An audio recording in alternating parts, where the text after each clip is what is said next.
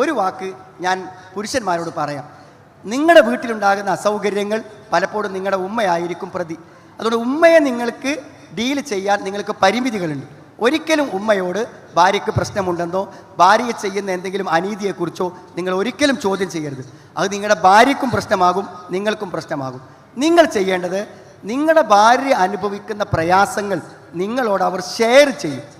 അത് നിങ്ങൾ കേൾക്കണം. അതിനൊരിക്കലും മറുപടി പറയരുത്.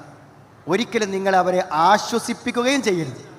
ആശ്വസിപ്പിക്കരുത് എന്നല്ല, സാരല്ല ഉമ്മയല്ലേ, ഞാൻ എന്താ ചെയ്യണു, നീ സഹിക്ക്, ശരിയാവും, ഇതൊന്നും പറയരുത്. അവരുടെ വിഷമം നിങ്ങൾ കേൾക്കണം. നിങ്ങൾ കേട്ടില്ലെങ്കിൽ അത് അവർക്ക് മറ്റൊരാളോട് പറയേണ്ടി വരും.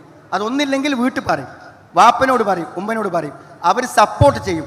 അവർ സപ്പോർട്ട് ചെയ്താൽ ഭാര്യ നിങ്ങളെ നിയന്ത്രണത്തിൽ നിന്ന് പോകും. വീട്ടുകാരുടെ അഡ്വൈസ് പ്രകാരം അവൾ മുന്നോട്ട് പോകും. അതുകൊണ്ട് അവരുടെ പ്രശ്നങ്ങൾ നിങ്ങൾ കേട്ട് നിങ്ങൾ പരിഹരിച്ച് കൂടെ നിന്ന് കൊടുക്കുകയാണ് വേണ്ടത്. സ്ത്രീകളോട് എനിക്ക് പറയാനുള്ളത്, ഭർത്തൃ വീട്ടിൽ പ്രശ്നമുണ്ടാകുമ്പോൾ എസ്കേപ്പ് ചെയ്യരുത്.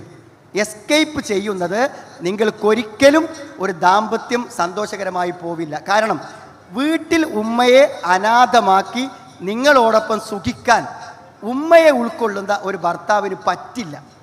അതുകൊണ്ട് അയാളെ കൂട്ടി നിങ്ങൾ ഫ്ലാറ്റിൽ പോയാൽ അവിടെ നിങ്ങൾക്ക് അയാളുടെ നെടുവീർപ്പും സങ്കടവും കണ്ട് കിടക്കേണ്ടി വരും. നിങ്ങൾക്ക് സമാധാനം കിട്ടാൻ ആ വീട്ടിൽ അയാളെ ഉൾക്കൊണ്ട് ജീവിക്കുക മാത്രമേ നിവൃത്തിയുള്ളൂ. ഉമ്മയെ പിണക്കാതെ, ഉമ്മക്ക് പ്രശ്നമുണ്ടാവാതെ നിങ്ങൾക്ക് വേറിട്ട് നിൽക്കാൻ പറ്റുമെങ്കിൽ അത് എസ്കേപ്പ് അല്ല, അത് നിങ്ങൾ ജീവിതത്തിൽ നിന്നുമുള്ള ഒരു മാറി താമസമാണ്.